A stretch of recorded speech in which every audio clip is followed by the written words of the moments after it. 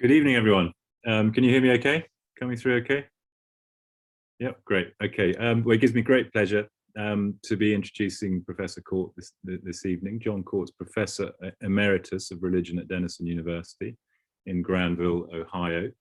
And I mean, he's a sort of doyen of Jaina studies. He's been authoring books and articles and teaching for a long time, particularly on the Jains and religion and culture in Western India. And most recently, he's co-edited with Paul Dundas and Knut Jacobsen and Christy Wiley, Brill's Encyclopedia of Jainism. So one of these wonderful kind of compendiums of where all the absolute experts on each aspect of the subject contribute articles. And also another edited volume with Andrea Utler-Hardenberg and Leslie Orr, Cooperation, Contribution and Contestation, the Jain Community, Colonialism and Jainological Scholarship. I was first in touch with Professor Court, I think it must be, gosh, probably nearly 10 years ago now, when I was sort of pestered him by email trying to get hold of obscure, what to me at the time seemed to be obscure Jain texts, which I've since realized are extremely important for the early history of yoga, and he's been extremely helpful, and we've had fascinating exchanges since about some sort of obscure yogic terminologies in various different texts.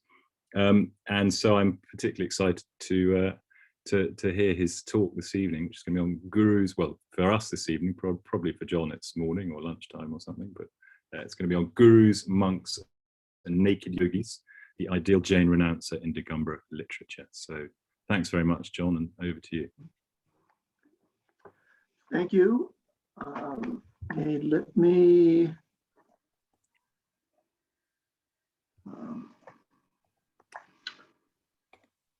start this.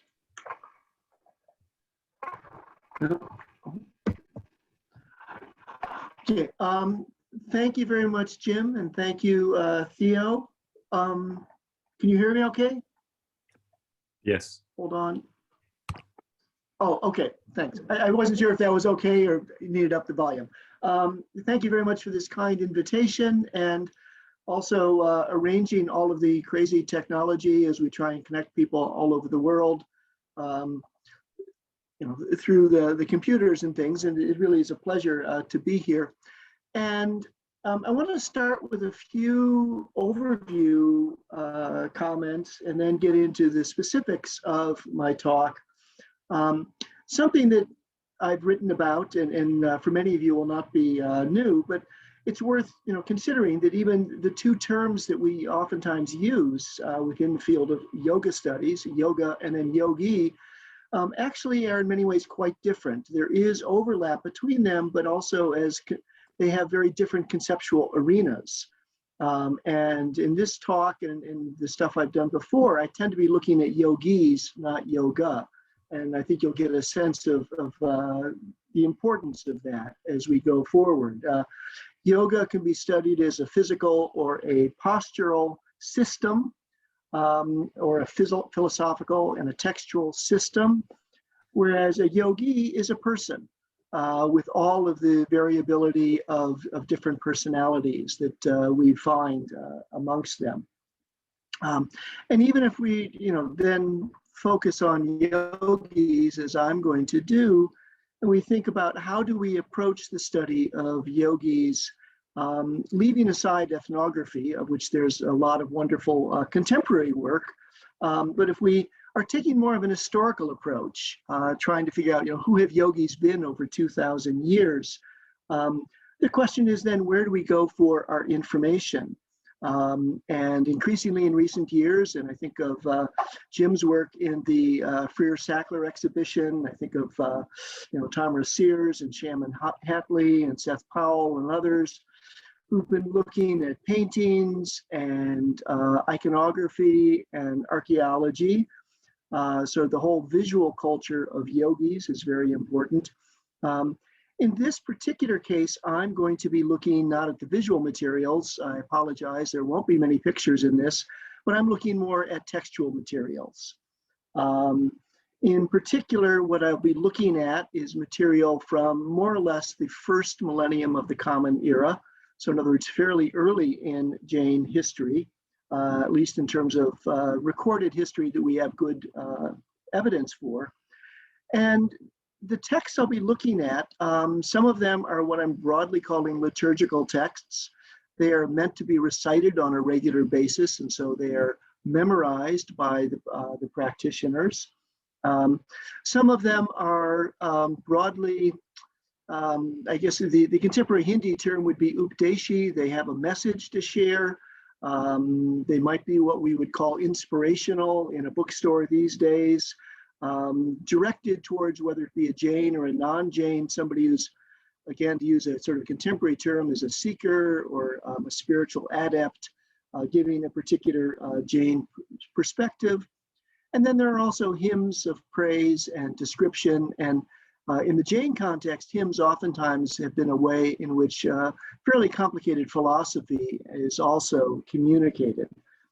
So I'll be looking at, again, at texts, taking a cultural historical approach to this. And okay, let me, sorry. Now, okay. And also I want to explain where this interest came from, because in many ways, you could either say I backed into this research, or another way to put it is the research grabbed me rather than me going out and intending actually to pursuing this particular research on yogis. I'd been working since really the early aughts on a large project looking at Digambar literature, focusing mostly on early modern vernacular literature in languages that eventually we came to call Hindi. And I listed a number of the important poets that are at the center of this study. Don't worry about all the names, but just to give you a sense that we're talking roughly from 17th century, there are a few earlier than that I look at, up until the late 19th century. In other words, the early modern period for Digambar vernacular literature. And as I was reading a lot of these, I was discovering, and hold on, I'm trying to, okay, I hit this one. That in especially the pods that I'm looking at, sort of short songs that are meant to be sung, there were a number of themes that emerged that pretty much every one of the major poets who had composed between 80 and 400 pods in his life, and they all were him, there were themes that emerged in pretty much every single one of their corpuses. One of these was bhakti, devotion, praise of the jinnas. Some of these also then were darshan poems to be sung in the presence of the icon of the jinna in the temple. Some of these were, again, what I'm calling updeshi or instructional, basic teachings of the jinna. Also, this is a way in which many Jains traditionally have learned things like karma, correct conduct, correct morality, things like that. You know, hymns are how most people actually learn their religion. It's not through reading texts and things, at least traditionally. Another whole theme that I've written about is the Jain interpretation of holy. I won't touch on that today. There's a whole body of these that are roughly within called Adhyatma is the Jain term. Modern scholars call it Rahasyavad, largely spiritual, if we think of this in a literal sense of spirit as self or Atman, and Adhyatma is that which is focused on the Atman. Mystical also with all the problems of that term. An emphasis not on external behavior and conduct, but on turning inward on the fact that ultimately, according to Jain cosmology, all you really are is a self, the Atman. Everything else is something other that you need to get away from. And so these hymns emphasize what's known as Ved Gyan, or the importance of knowing the difference between the self and everything else, with a very strong emphasis on direct experience. It's almost as if Anubhava becomes a pramana for this particular school. And if you don't experience it, you don't really know it. So jnana comes from Anubhava. And another one of these themes was a number of poems that would address the guru, the sadhu, the yogi, the muni, a number of different terms for the ideal renouncer and teacher. And so it was in pursuing these that I then got involved in this project. And I should say that the texts, both the early modern ones and the classical ones I'll be looking at today, use at least these 9 terms more or less synonymously in the poems. They're not really meant differently. We can parse some differences. They use yogi as a general term for spiritual adept, not necessarily Jain, but oftentimes addressed to a Jain yogi. Sādhu and muni in the Jain context are specific terms for Digambar mendicant, somebody who's undertaken the ritual of diksha. Guru is used in a general sense, as it is in all Indian traditions, for anybody who's a wise person or a teacher, but it also has a specific liturgical sense of every day everyone is expected to venerate their guru, who is somebody higher than them in the mendicant hierarchy. Sometimes we find the term rishi, again in a general sense, yati, that later on in Jain work tends to have a specific meaning, but here it's just a general person who's a spiritual adept. Sometimes we find shramana, the ancient term for the striver used for the Buddhists and the Jains and the Charvakas and various others in ancient India. Jnani, general seeker for liberatory knowledge, is oftentimes used. And because this is a specifically Digambar Jain context, sometimes they'll use the term Digambara. So let me give you an example of a couple of these verses. This is Budhar Das, lived in Agra in the early 18th century. He lives outside on mountains and in the forest. He considers the mountain cave a palace. The slab of rock practices equanimity with him, like him. He uses the moon as a lamp. Dear are his friends. His food is made of asceticism. Knowledge is his pure water. And then the refrain for this is, O Sadhu, reside in my heart and take away my sins. The next verse in the same hymn, the lake dries up, the river runs dry, the path is impassable, the abode is hot. This is the time the excellent Muni heats himself, standing firm on the mountain peak. So we have these images of the hot sun, the sunshine. He's on a rock on top of the mountains, standing firm on the mountain peak. But that's not the only time that these hymns talk about the yogi being outside. When it snows in winter, the entire forest is covered in ice. The water is frozen and everyone shivers. Then he dwells naked in a field or on the river bank. And here's one from a different hymn where he summarizes several of these things. You stand in the burning sun of Jait in the hot season, when lakes and rivers are dry. The Muni heats himself on mountain peaks. He heats his naked body.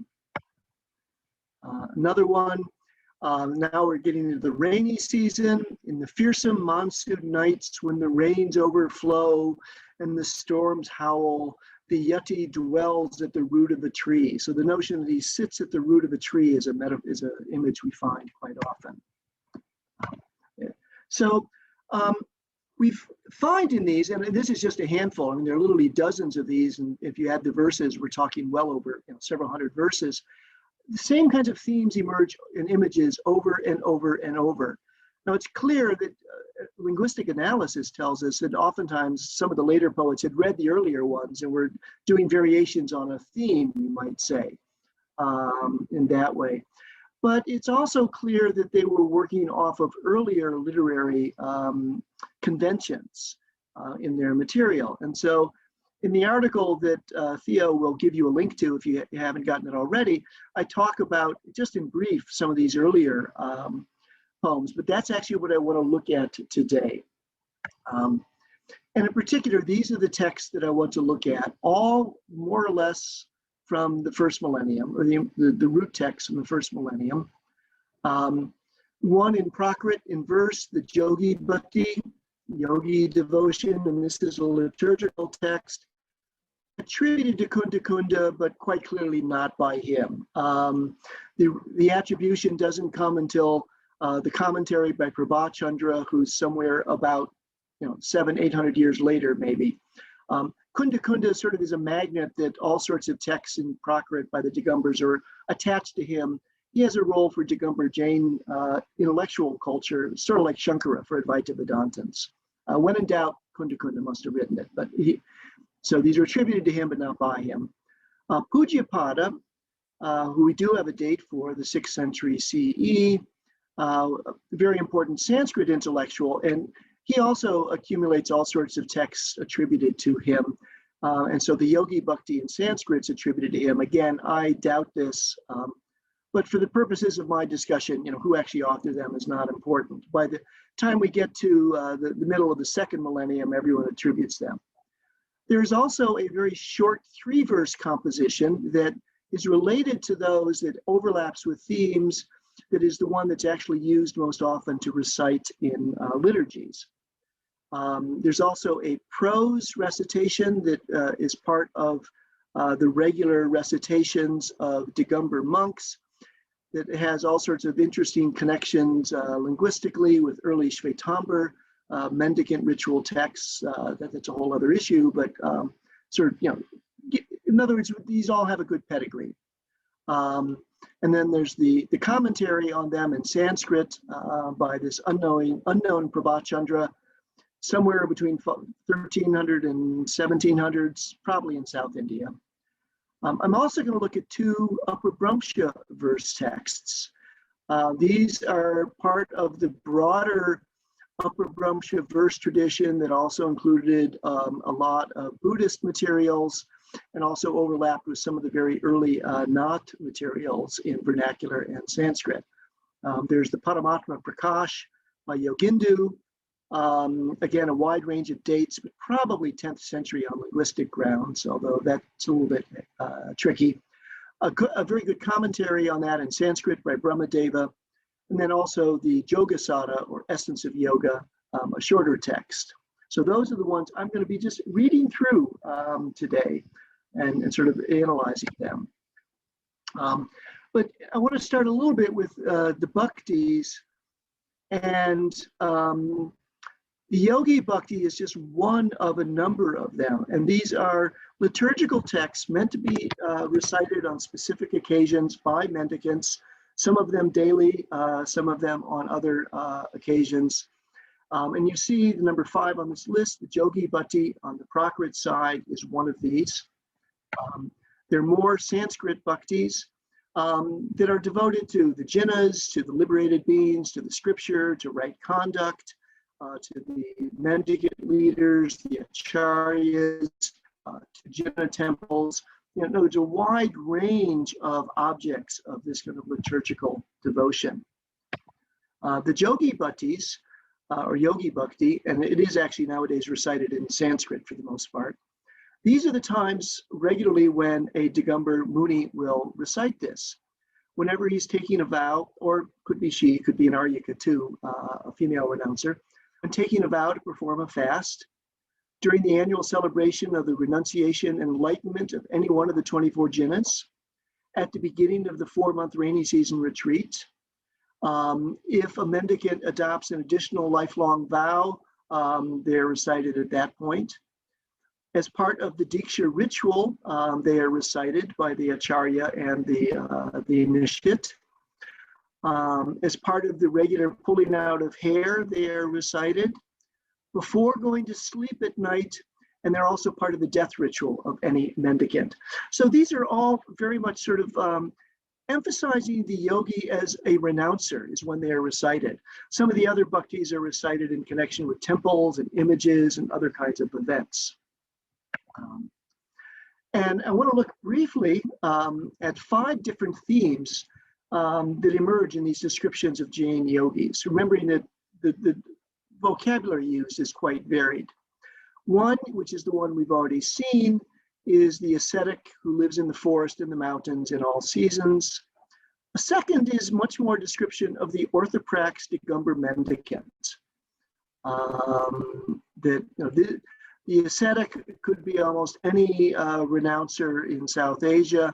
The second set, Digambar mendicant, only a Digambar Jain would fit this. We also have a few little references to postures, breath, and meditative trance, asana, pranayama, and dhyana. We also have a description of these yogis as possessors of supernormal powers, or the riddhis. And then lastly, the seeker after knowledge.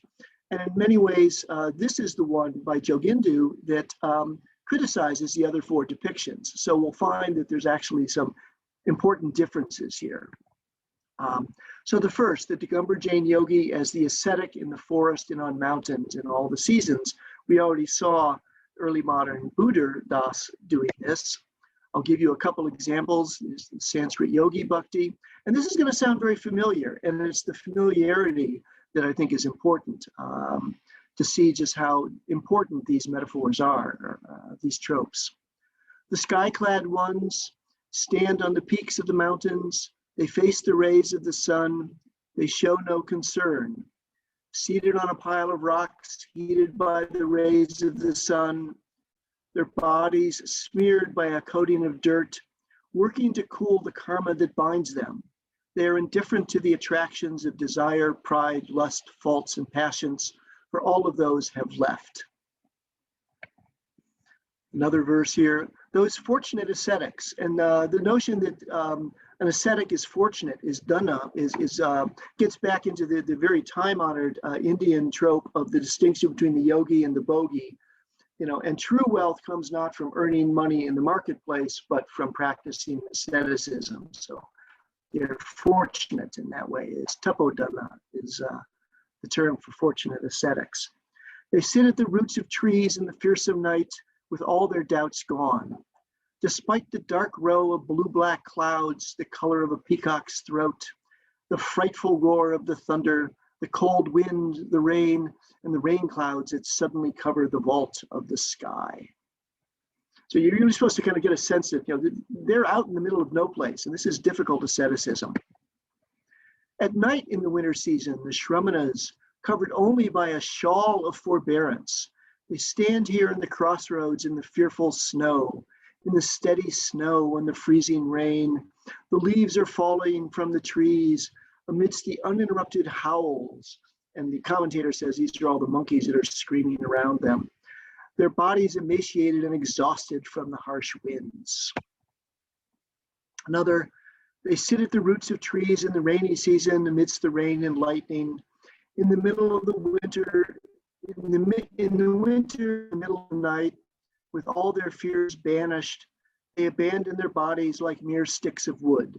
In the hot season, they stand on the tops of mountain peaks, heated by the sun's rays. May these groups of bull-like munis who've climbed the ladder to moksha grant me dharma. Another one, same thing, standing on the mountain peaks, sitting at the roots of trees, sleeping outside during the winter. Mountain peaks, sometimes they're listed as living in caves. In this case, also take their food using their hands as bowls, the distinctive Jain mendicant way of the food gathering round. And this continues today to be a very important trope. We see here the late Acharya Vimal Sagar standing for what's obviously a studio photograph in this particular posture outside with only his peacock broom and his water pot made out of coco de mer, sort of a very interesting device, on a little platform here, so he's not on the rock itself, but clearly you see the temple in the background, and this was a photo op as you walked over the rocks to stand here. This is the way a Digambar Muni should look. So he's standing in that posture. Here's his disciple, Bharat Sagar, I think taken at the same time. I think these are the same temples. In this case, he's seated on the rocks. In the other major Jain meditative posture, what we know as the full lotus, the Virasana. You also find, and I thank Thilo Detije for these photographs that he took. Here was a solitary Digambar Muni who was traveling through South India. And his claim to fame was he spent lots of time in the jungle, exactly as we have seen. So he was known as the Jungle Valley Baba. And we see him on the back of the truck on the left, giving the blessing, the Bashirvad, as he's about to disappear into the jungle. Now, the ironies in a photograph like this, that it's on the truck that is used to follow him around and carry all the stuff that he needs to be a possessionless renunciant, is sort of indicates that the realities of renunciation are somewhat different than this. Thilo also tells me that he presented him, Thilo, with about half a dozen books that he supposedly had written while he was on his forest retreat. So he had access to pen and paper and things like that. But nonetheless, the fact that this is his claim to fame, as being the jungle valet, is important here. Okay. Second, as I said, is something that's in contrast to the Digambar Muni, yogi living on the mountains in the wild, fitted into a certain kind of stereotype of the freelance renouncer who's left everything behind.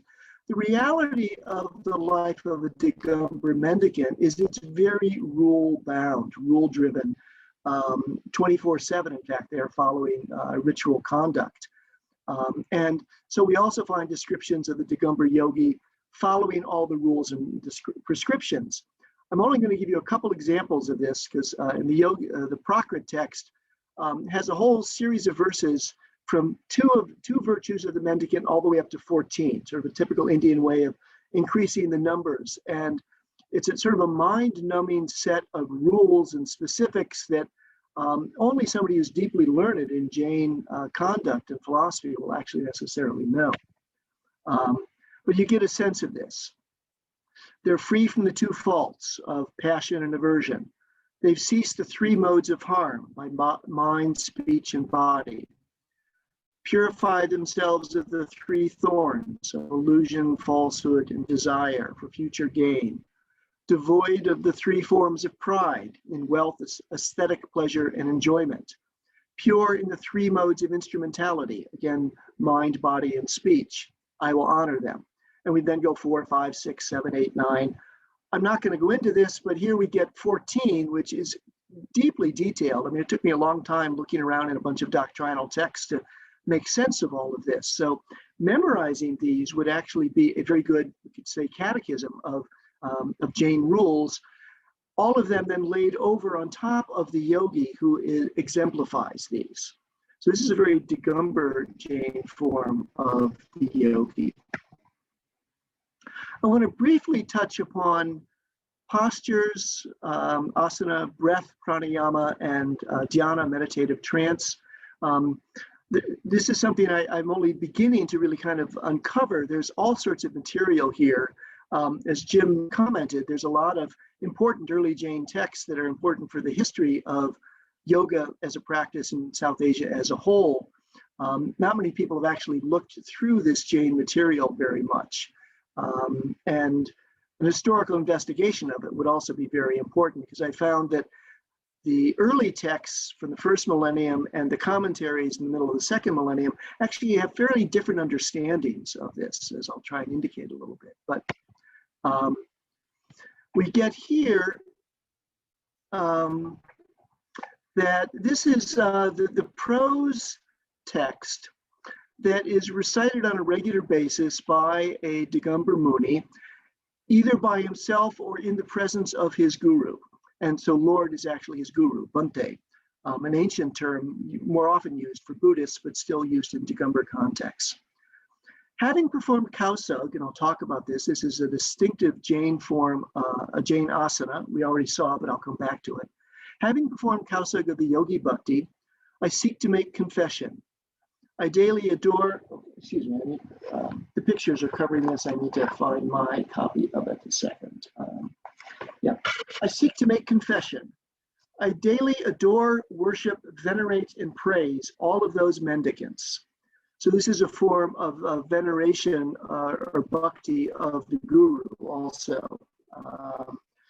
In the 15 karma bhumis of the 2.5 continents and the 2 oceans, and so suddenly we have some stuff from Jain cosmology here.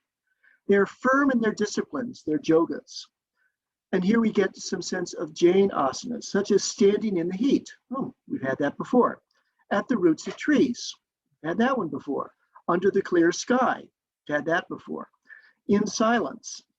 And then we have in the heroic pose, Virasana, which I'll come to in a minute, sleeping on one side. And actually this is still a discipline that Jain mendicants are expected to do, is sleep on one side. And if they roll over in the middle of the night, they should wake up and use the broom to make sure they're not rolling over on any insects. So they sleep on one side. Also in the cock pose, the Kukudasana. And before Jim asks a question about this, I have no idea what that asana is doing in this text. It doesn't show up in any of the others that I've been dealing with, and that's a mystery that I'm still trying to work on. They eat only every fourth meal. Having by this adoration, etc., worn off my suffering and worn off my karma, having obtained wisdom, may I go to the best state, i.e. Liberation. May I die in samadhi, which is also understood to be a meditative trance here in the Jain context. May I attain the wealth of the virtues of the Jains. So we have this text here that is praising a yogi, but in ways that are, again, specific, indicating the Jain yoga in specific ways. And here again, some other verses from the Prakrit Jogi Bhatti. Again, they stand in various postures. Here, pratima used for asana. They sit in virasana. They sleep on one side. Here we have the addition, they neither spit nor scratch. They've abandoned their bodies, which refers again to Kayotsarga, the standing meditation of renunciation of the bodies. And so here we have, again, Vimalsagar on the right, and a statue, an icon of Mahavira on the left in Kayotsarga. And the mendicant or lay people also do this in rituals, although they have clothes on, are clearly imitating one of the main meditative postures of a jinna that is then seen in the iconography, found much more often in Digambar context than Shvetambar, with, of course, Bahubali and Shravana Belgola being the most famous of these. And Kayotsarga literally means abandonment of the body. And the yogi is to stand, engage in meditations, counting a specific numbers of breaths, and try and attain a state of pure Atman and to renounce the body and overcome it, therefore. We also saw the mention of Virasana, and this is actually from a Shvetambar text a little bit later, but you see the same divergence of, or difference of interpretation of the Virasana in Digambar context too. It refers to two different asanas. And here Hemachandra says, it's the posture in which the left foot is placed on the right thigh, the right foot is placed on the left thigh. This is Virasana. It's appropriate to a jinna. And so this is the main asana in which jinna icons are seen in temples. This is what in other contexts is the full lotus posture. There is another meaning, though, of the Virasana that shows up, and it's not clear in the texts which one of these is being referred to. And again, this is Hemachandra. If the seat were removed and one were still sitting in the same way mounted on the lion seat, some people call this Virasana. Not a way I would, please do not take my chair out from under me while I'm giving this talk. This is unlike the lotus posture, which is designed, as we all know, that if you're limber enough, you can sit in this for hours and hours and hours. This is one that is much more strenuous, this alternative Virasana here. We also have some other references to meditative techniques. This is Yogindu, the Apabhramsha term. Now in this case, he's saying all the things a yogi doesn't do. But I think we can therefore say, well, many yogis did do them. There's neither mental concentration, dharana, nor are there objects of meditation, dhyaya. He practices neither yantras nor mantras, practices neither mandalas nor mudras. He only contemplates the eternal God, in other words, his own self. And in the 13th century commentator, Brahmadeva goes on and explains that by dharana, this includes pranayama, and he specifically mentions kumbhaka, rechaka, and puraka, without any details about them. But there's he was thinking that if you talk dharana in 1300, that's what you must be meaning. I don't think Yogindu was. Another verse from the Paramatma Prakash, illusion is instantly destroyed and the mind is stilled when the breath that has been expelled from the nose dissolves in space. So clearly we're dealing here with pranayama, and the term for breath, sasada in the Apabhramsha, and is then glossed as uchvasa in the Sanskrit by Brahmadeva, and he says it's the out breath. Space here umbra, and it's clear that that's the term that is being used. Brahmadeva says it's a term for a condition like space that is empty, in that the person has escaped the entanglement of all mental disturbances, wrong understanding, such as those, and is engaged in a single-pointed concentration, nirvikalpa samadhi. Now again, Yogindu, writing somewhere towards the end of the first millennium, it's not quite clear what he was referring to in this description of expelling the breath and it dissolves in space. Brahmadeva then says, no, it actually is much more technical terminology. The subsequent verse, which I didn't include here, he says, oh, by the way, it's not space after all, it's just nirvikalpa samadhi. A very non-Jain yogic term that Brahmadeva is employing. Fourth is the Digambar Jain yogi as the possessor of supernormal powers, the riddhis. And as we all know, this goes back to the Yoga Sutras, that the expectation is that the yogi will gain all sorts of powers just through his practices. And there's a long description of these in the Prakrit Yogi Bhakti. And again, I'm not going to go through all of these in this detail. And actually, the Yogi Bhakti itself didn't explain these. I had to go to the circa 6th century cosmological text, the Taloya Panati, where there's a lengthy description of all of these. And these are just different forms of asceticism, which tapas for the Jain context starts with fasting. So there's the fierce asceticism or fierce tapas of fasting on the 5th, 8th, and 14th, dates determined by karmic astrology of the fortnight. There's the blazing asceticism, where the brilliance of the body expands like the sun. I like the burning asceticism. It's like pouring a drop of water on a hot girdle. And actually then it so desiccates you inside that the body produces no wastes of like feces or urine. The great asceticism, in which 4 different kinds of jnana come to the yogi. And then the fearsome asceticism, oh, we've run into this before. Going to a frightening place such as mountains and caves inhabited by lions and tigers, no bears, where there are cold monsoon winds and withstanding all these hindrances. So suddenly the image of the yogi in the wild comes back in terms of these powers. Here's another verse from the Yogi Bhakti, in which the bodily effluvia of mendicants are then consumed by lay people as medicine. This is not something that is done today that I have any knowledge of, but certainly 1500 years ago, this was understood as one of the powers of an ascetic. These are described as aushadhis. There's the medicine of raw fruit, saliva, the dirt of one limb. I'm not quite sure why just one limb.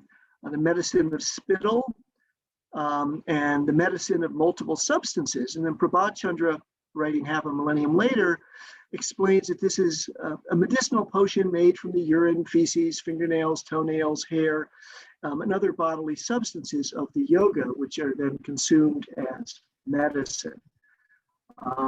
So these are the powers that they can generate, that these bodily substances can heal you. And then again, don't worry about, this is far too much prose for one slide, I apologize. But there are special ways in which these yogis can travel. They can travel in the sky, even if they are just seated or standing. They can travel along a fine thread. In other words, they can travel on a spider's thread. There's water travel, where they can walk and run in the ocean and their feet don't cause any harm to the beings living in water bodies. They can travel along mountain peaks, again, not harming any of the beings that are there. And then there's thigh travel, the ability to travel long distances without bending the knees. So again, you're in the kausag position at a height of just 4 fingers over the ground. And those who can do these are wizards, vidyadhara, and also a more specifically Jain term of wisdom strivers, or pragyashramana, which is then described as a yogi who knows in full all 14 of the scriptures expounds them without, in accordance with the monastic rules. We also learned they don't actually have to study these. My students would have loved this one. But I should say that Pragyashramanas and Vidyadharas then show up all over the place in Jain narrative literature in the medieval time period, this ability to fly. Finally, let me conclude with going to Yogindu, or Yogindu. The yogi is the seeker of knowledge, of jnana. And here we have actually a criticism of everything that has gone before. Terms that, again, we'll be familiar with. There's all sorts of scholarship showing how Yogindu and some of the other Jain poets in this Adhyatma school, their poetry shows lots of similarities with some of the Buddhist poems of Saraha and some of the other Upper Brahmsha things, and some of the early Nath Yogi texts too. And then we see it later on in people like Kabir and also some of the Jain Adhyatmi poets like Banarsi Das. But here we get, fairly standard. The self is neither a Buddhist nor, earlier we've had all the ways in which the yogi is marked Digambara. But here the self, the Atman, is neither Buddhist nor Digambara, nor is the self Shvetambara. It has no distinguishing marks. The linga, which of course are the insignia by which you know any given renouncer.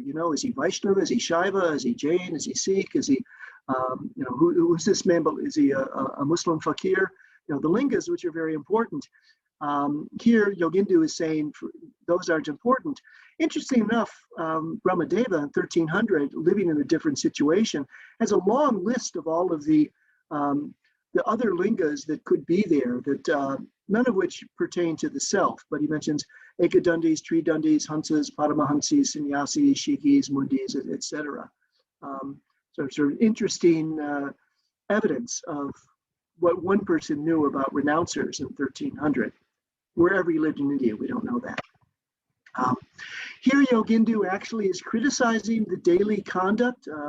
These are things that any Jain monk or nun is expected to do twice daily, and he's saying this doesn't do you any good. Veneration of whether it be the jivas or your guru, censure of wrong actions and confection of your wrong actions, all they do is cause merit, good karma, but they don't get rid of karma. And so the knower, the jnani, doesn't do any of these, nor does he have others do them, nor does he approve of them. For him, the jnani, and this is the second verse, only the pure, holy intention, and this is bhava, it's sort of an inner understanding. Intention is not a really good translation, but it's a difficult term to translate. For him, there's only the pure bhava consisting of knowledge, jnanamaya or nanamau, Upper Brahmsha. So external forms, get rid of all of those, knowledge of the interior. Here again, criticizing things that are the hallmarks of the Digambar Muni. That one who pulls out his hair with ashes in order to adopt the external mark of the nudity of the excellent jina. If he doesn't abandon his attachments, he just deceives himself. And this one, rather striking, those munis who adopt the external marks of the jina, in other words, nudity, but hold on to their desires and attachments, O self. So this is, again, the adept addressing himself. They're like ones who vomit and then eat that vomit. That's a fairly strong denunciation of ritual conduct. So, O self, vows, asceticism, equanimity, and morality. So in other words, all the bases of mendicant activity, but also even the morality, the shilas, sort of the whole basic of ethical conduct. They're all worthless, according to Yogindu, until you know the one supreme, pure, and holy intentions, bhava again. And something that, again, it seems familiar from a lot of later Sant and Nat descriptions. God is not in pilgrimage shrines, nor in temples, not in tirthas or devalayas. This is the teaching of the omniscient one. The jina God is in the temple of the body, the deha devalaya. Know this with certainty. Dharma is not found by studying. Again, my students would have loved this one, I'm sure. Nor is it found in books and pichis. And the pichis are the peacock brooms. Again, the mark of any Digambar mendicant, but that's not where Dharma is, according to Yogindu. It's not found by entering a monastery, nor is it found by pulling out the hair. So this is I'll end here. Yogindu says that the real yogi, he rejects passion and aversion, raga and devesha, the two primal passions, misleading likes and dislikes. He resides in his self, his atman. This is the dharma proclaimed by the Jinna, which leads to the fifth state. The fifth state is liberation beyond the four states of rebirth. So I will end with that, and we can have time for some Q&A here, I hope. Sort of this quick romp through a whole lot of medieval material in Sanskrit, Prakrit, and Upper Brahmsha. But just to summarize, what we find here is a number of different depictions of the ideal renouncer, the yogi. We find a number of other terms used for him, so it reminds us that we need to broaden the scope of the terms we're looking at when we're investigating who is a yogi, that it won't be the only term that is used, and that we'll find multiple depictions, and so that'll forces us to think about what are the genres of the texts that are involved with this. What is the context in which they are written, recited, memorized, liturgically performed, things like that. And as with everything else in any religious tradition, we shouldn't expect to find a single vision, but in fact, we'll find multiple visions within the Jain tradition. So I turn it over to you, Jim. Well, thank you very much, John. That was amazing, and thanks for keeping to time so well as well, because it's such a broad scope and very difficult material as well. I know from experience from those texts that you kindly shared with me some years ago that those early Jain Prakrits are very difficult to make sense of. So I'm glad you managed to. I think that was fascinating. Really showed us the continuity as well by showing the early modern material and then looking at this sort of much earlier material from the first millennium and the clear parallels, the clear continuity between the two. Really showed as well the importance of the Jain ascetic tradition for understanding asceticism more broadly as practiced in India, because of course, and I think as you showed here, they're the ascetics par excellence, still are to this day. I've got a couple of quite sort of specific questions. Before I ask them, actually, I might just remind everyone that the way we do the questions, I see there's some hands up, but the way we normally do the questions is we go to this website, Slido, sli.do, and then you have to add in a code. The code is in the chat, 741470. And I'll have a look at that after I've asked my question. So mine, I think it's probably quite a stupid question, and I'm sure you're going to have a very sort of quick answer. But I do wonder, first of all, about the textual prescriptions, but then also about the practical reality. And the one thing I kept wondering about is the use of fire. So presumably that's not allowed because of ahimsa, or I mean, but I mean, so there are various things I could say about this, because in particular with the Hindu sannyasi traditions, one of their main epithets is niragni or anagni. They've given up the ritual fire. But then we have this, this confusion in that, today the Naga sannyasis, the naked ascetics from these karas, these Naga traditions, they of course famously sit around fires all day long. The fire is a crucial part of their daily life, and they rub their bodies with ashes. That's actually my sort of second question. I'll come on to that in a second. But I'm wondering what you think about this in terms of, practically living as an ascetic wearing very little clothes in North India through the winter without a fire is going to be extremely difficult. I can understand it's probably more or less doable, possible in South India. So yes, if you could just address that point. Do they completely abandon the use of fire? And if so, what do they eat? Are they eating just raw food all the time? Or? Well, they abandon it in a literal sense, and then with the whole all the etymology and use of tapas, it's then the yogically or the meditatively ascetically derived heat that replaces that, and so part of it is the expectation that going in two different directions at once. On the one hand, as with all other traditions, the Jain ascetic does generate internal heat that allows him to deal with things that might be real obstacles for others. Yet the hymns also describe this as a great hardship, and they use terms that are, parisha and things like that, that are hardship. That what you're trying to attain in Jain yoga, and I would say actually this is sort of the earliest tradition of Jainism as a whole, is a state of total equanimity, in which you are viewing all things completely indifferently. You've overcome both raga and devesha. And of course, devesha is, I really hate being cold. Well, tough. Sit out there in the cold. Or, actually in the middle of the summer, standing on a rock on top of a mountain is going to be equally uncomfortable. And for that matter, standing at the crossroads in the middle of the monsoon, some of the poems that talk about the mosquitoes and the horseflies and all those things, all of these are really described as very unpleasant. But the true Jain yogi is indifferent to all of those, and as part of his asceticism, learns to withstand them. And so on the one hand, he's just withstanding the cold, putting up with it. There are indications of generating of heat. I'll totally change my focus of information here. I did actually meet one Digambar Muni who allowed me to see his sleeping apparatus in December in Jaipur. And rather than lying down, he actually was expected to crouch and sleep that way.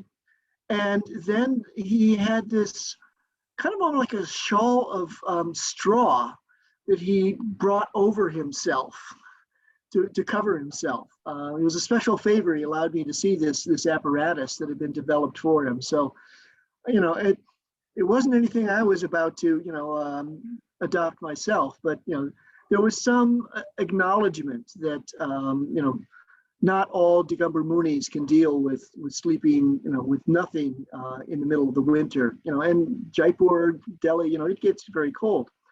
The ashes, the use of the ashes is very simple. It's in the early stages of being a renouncer, whether it's a muni or an aryaka, a female one, it's used to pull out the hair. There's a sense that early on in your practice, you need to rub your head and your eyebrows and your face with ashes to pull it. The expectation is you pretty quickly get to the point where you no longer need to do that. And I've seen Keshlochan done by experienced mendicants, and they can basically take all their hair out of their face in about 10 minutes with no ashes, maintaining complete equanimity the whole time. But at the early stages, ashes are an accommodation to the fact that helps you pull the hair out. Okay, so where do they get the ashes from if they're not using fire? They're provided by some of the lay people for the ritual. There's no special. It's not special in the way it is for a lot of Hindu ascetics. Having said that, I would need to go back and actually maybe ask some people, okay, do you just sort of take them out of your house, or is there some special ritual to prepare them? Research is filled with questions we never thought to ask.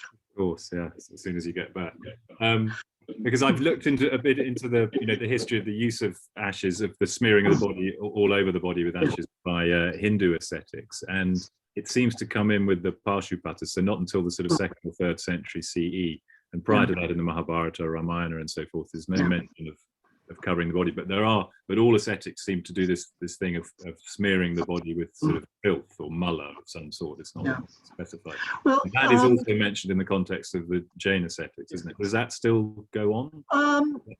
They're not expected to cover themselves with dirt or ashes, but as one of the vows, from the moment they take diksha, they never bathe. They don't brush their teeth. They never bathe, and so if you're sitting out in the woods, meditating or whatever long enough, you're going to build a fair amount of sort of dirt and crust and stuff on your body. And in fact, a term, an adjective that's used in both the Shvetambara and Digambar traditions for some mendicants who specifically are really kind of fierce at this, Muladharan, is literally somebody, I guess we would call him stinky, somebody who's, has enough dirt and filth on his body that it's noticeable, and this is seen as a sign of their asceticism. Wow. Okay, I'm fascinating. I didn't realize that still goes on. We've got a question in the Slido, so I'll turn to that now. Yeah. And it's from Jinesh Set, and if we can go to him, because he's identified himself, so we hopefully can go to him so we can ask the question himself. Yeah, thank you for this wonderful talk. Oh, sorry. Go ahead. Yeah, sorry, it's midnight here. I'm unable to switch on my video. So the question was, do these texts on yoga and bhakti introduce the division between nishchaya and vyavahara? Yes. Welcome, Jinesh. We've never actually met. We've corresponded, and I hope that you are staying safe there in Bombay. The news is frightening. This distinction of nishchaya and vyavahara is fundamental to Buddhist adhyatma, Buddhist mysticism. It's a classic two-truth theory. Vyavahara is the everyday truth of rituals, and according to this particular teaching, you should focus on nishchaya, which is the absolute truth, that all you really are is self, that everything else is just conventional, and you want to leave it behind. This is a teaching that it has various roots, but it's more or less attributed to Kunda Kunda. And the dates of Kunda Kunda are highly disputed. I mean, on the slide, I said between 2nd and 8th century, which texts he wrote.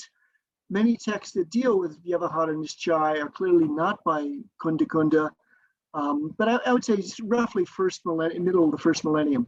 Yogindu clearly coming after Kunda Kunda, yes, he brings in some Vyavahara and Nishchaya. Which is not surprising when you have an emphasis that rituals are all useless, then the two-truth theory is going to work very well. But not all of them do bring that in, but yeah. And interesting enough, the commentators don't use that as a way to, at least what I've read in Prabhachandra and Brahmadeva, don't use the two-truth theory as a way to parse out the rituals in any way. But yeah, basically by 1,000 years ago, it's Vyavahara Nishchaya is unavoidable in Digambar intellectual discourse. I don't know if that totally answered your question, Jinesh.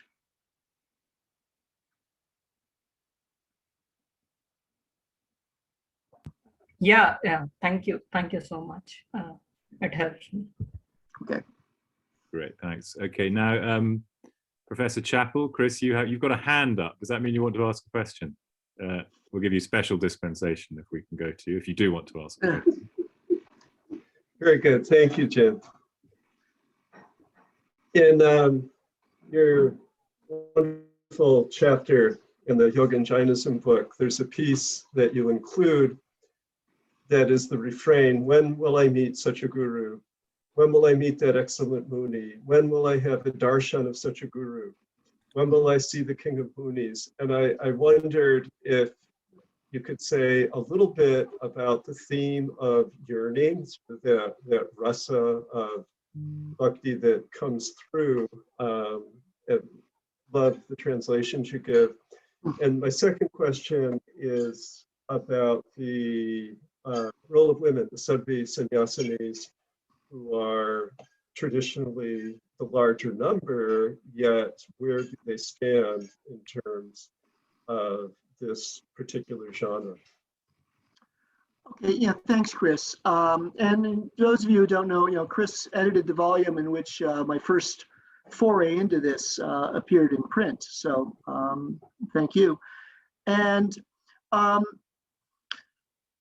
oh boy, brief social history of the Digambar Jains in the last 1,000 years. That basically the tradition of naked munis didn't completely die out. We're discovering there actually is evidence of kind of a marginal continuity over the decades, but largely died out in North India, somewhere 300, 400, 500 years ago. It depends on sort of where you're talking about. And so it was part of what got me interested in this, because you had these poems being written in the 16th, 17th, 18th century by laymen describing naked monks, naked renouncers, who clearly had never seen one. And part of my argument there, and I've argued this also in the other article that Theo will make available to people, that what we have here is a way in which cultural forms, in particular hymns that people sing, can preserve and keep alive cultural religious ideals, so that even though Jains didn't see a naked monk or naked renouncer, they sang about them and they understood that they were, were the ideal. And so then what you get is, it's almost like I've described it elsewhere as a form of viraha bhakti, of the devotion of absence, sometimes very explicitly using viraha terminology onto these naked renouncers, in the same way you would, in a other devotional context would be the absence of Krishna. Here it's the absence of the naked renouncer. So that's that refrain you cited of when will I see these? You don't find that in the earlier texts I'm looking at, because actually most of these were written by naked munis themselves, or used in the performance of rituals by them. There it's much more an interactive, by venerating these yogis, I myself am advancing karmically on the path towards liberation. I'm tapping into their presence, their ideal, their gunas, which are very evident for me. So again, you have to kind of understand that larger context around these particular texts.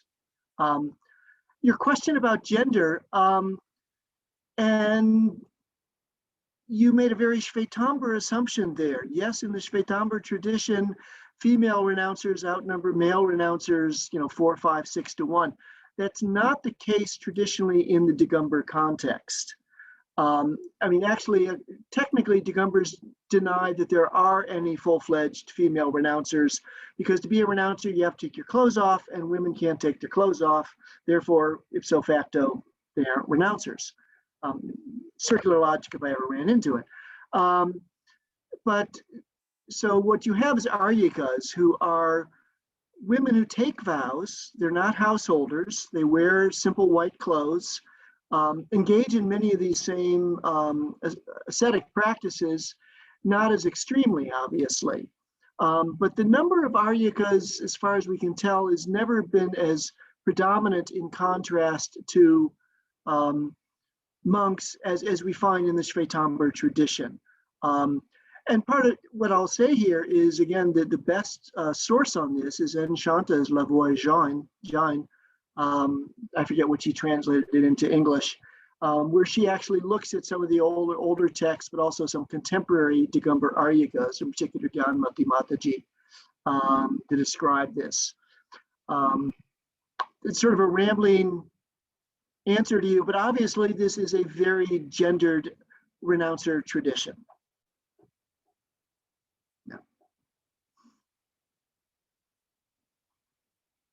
Sorry, I'm muted. Thanks for that, John.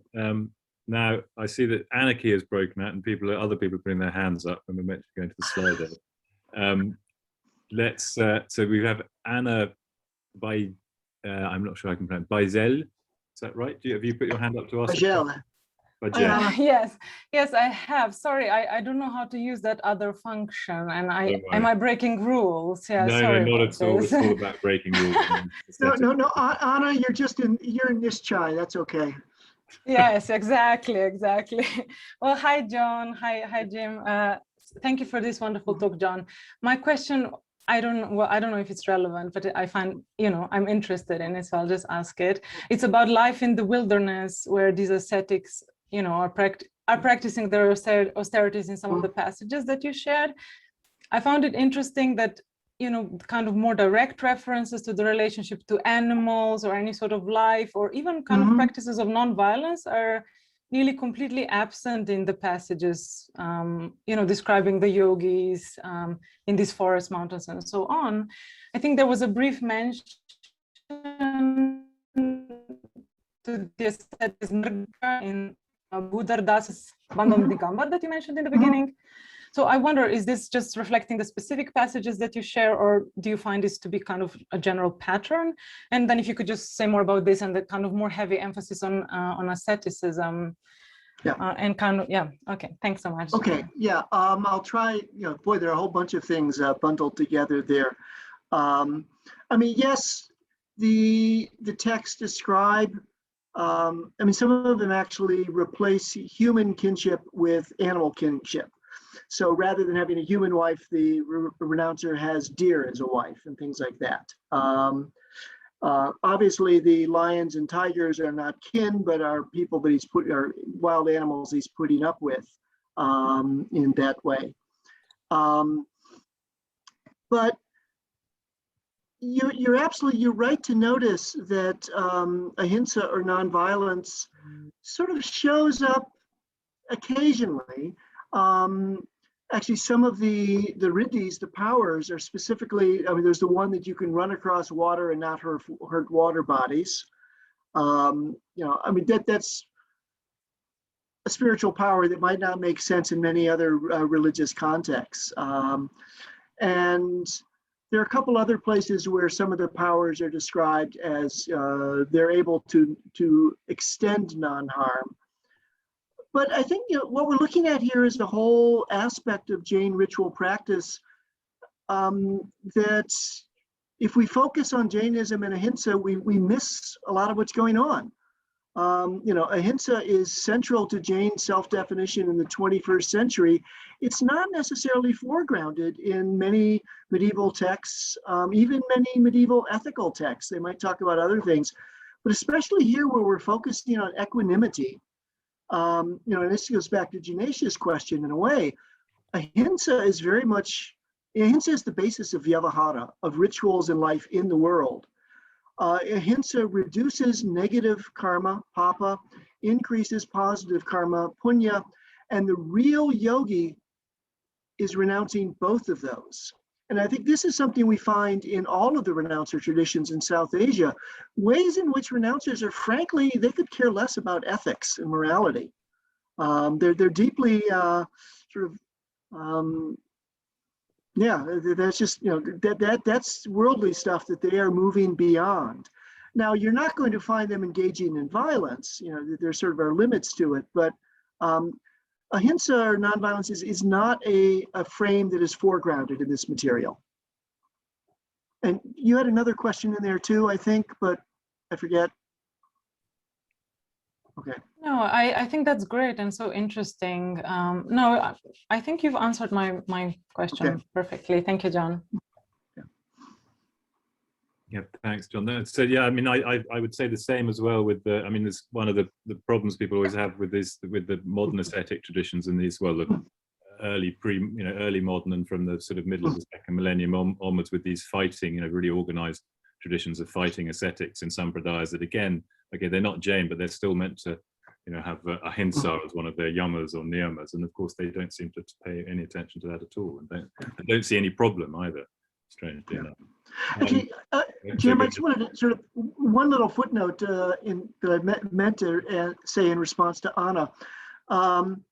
Clearly, my example of the Jungle Wale Baba, indicates that in the contemporary situation, this is an ideal that is maintained, but I've never heard of a Digambar Muni actually wandering off for 4 months into the woods, into the mountains.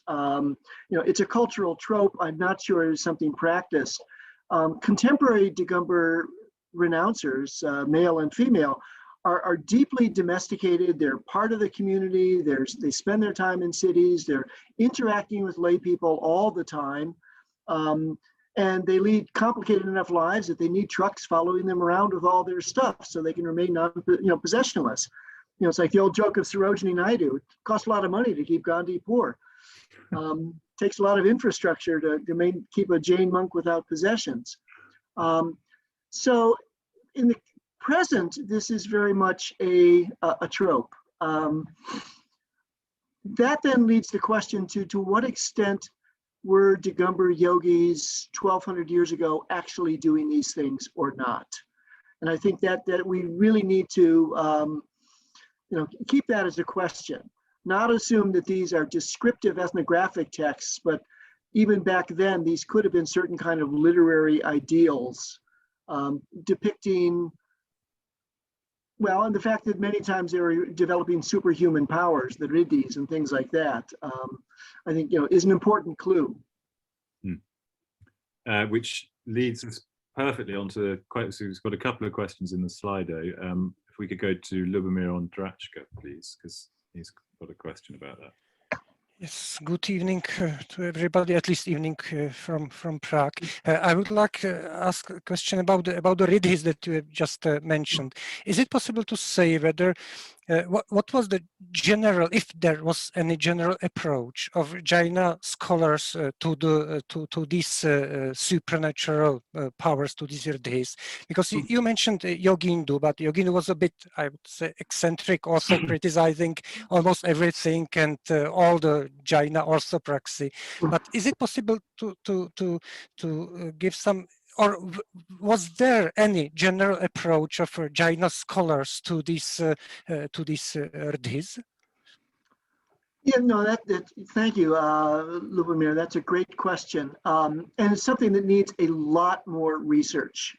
I noticed that one of the people who signed on was Aaron Ulrey. He knows more about this than I do. But, part of it, I think you need to, it depends what kinds of texts you're looking at. Genre is always important, that traditions speak very differently according to genre. And when you are looking at, I think, is also very important. The fact that this Prakrit Yogi Bhakti describing the riddhis somewhere middle of the first millennium, undateable, but the fact that they're also described very closely in a text around 600, the Tiloyapanati, means that we are looking at very early material that is tapping into, I think, some of the older Shramana renouncer traditions that continued on in the Jains for a long time. Having said that, you will also find, I mean, obviously Yogindu, who sort of is criticizing any kind of normative conduct, but there is a certain suspicion of these kinds of magical powers. Certainly in contemporary discourse, talking about yantra mantra is not a compliment. It means a monk who's sort of gone off the path. That having been said, almost all contemporary mendicants are practitioners of mantras and yantras, and they generate powers that can be then used for the benefit of their followers. Again, Ellen Guff at Emory has talked a lot about this. So it's a very, there are multiple perspectives on it. Also, if I can call out again the book that Chris Chappell edited, there are two very long, Yoga and Jainism, published by Routledge. It'll cost you an arm and 12 legs, but buy it anyways. There are two very long, excellent chapters by Piotr Belcherowicz, the philosopher from Warsaw, talking about, and he's purely dealing with philosophical discourse, pro and con in the Jain traditions against some of the Brahmanical ones, on the special power of yogi pratyaksha. And certainly forms of knowledge that are beyond what we would view as normal were accepted as completely orthodox in the Jain tradition. The jnana has forms that exceed what you or I can do. We wouldn't need Zoom if we all had those. Life would be easier. So, I mean, this whole exploration of powers, superhuman, what do we even mean by, and superhuman, of course, being an English term. No, it's a very rich field, and I think you'll find a large number of responses to your question throughout Jain history and in different Jain contexts. Yeah, so sort of a rambling saying you got your finger on something very important there. And also I think, as Jim mentioned too, that, there is this sort of 21st century discourse amongst renouncers in South Asia that they really need to be much more like Protestant missionaries and doing good things for people and setting up schools and dispensaries and, ethical values and all that sort of stuff. It's all well and good, don't get me wrong. But coming with that, and again, the Protestant connection is not inappropriate, because was a suspicion of many of these powers. And it's a bit of an aside, but in 19th century Western India and Punjab also, in many of the arguments between Jains on the one hand and Hindus on another hand, Sufis on a third hand, Arya Samajis on a fourth hand, and then the Protestant missionaries on a fifth, the role of who really had miracles was crucial to that discourse, because the Christian missionaries said, well, we all know miracles, Jesus did them. And the Hindus would say, well, yeah, pretty much any yogi on the street corner can do those things. That doesn't prove anything. But that led to a certain kind of suspicion against these powers in a certain kind of middle-class bourgeois modern Indian religiosity. Oh, many thanks for your answer. Thank you. Yeah, thank you. Now we've gone slightly over time, but if it's okay, we've got one more question. Go to that, and it's a huge question. You have to sum everything up, and I don't know, maybe you can give it a short answer. But if we could go to Digambar Jain Dulali, please. Hello. Thank you so much for the great talk. You were talking about powers right now. I only want to ask, why do the Jain monks follow such a hardship, such a path of hardship? I mean, how do they get the strength to perform all these acts? Or is the secret inside out? I mean, they are busy in something so such a fantastic thing inside their soul that they do not realize what's happening outside around them.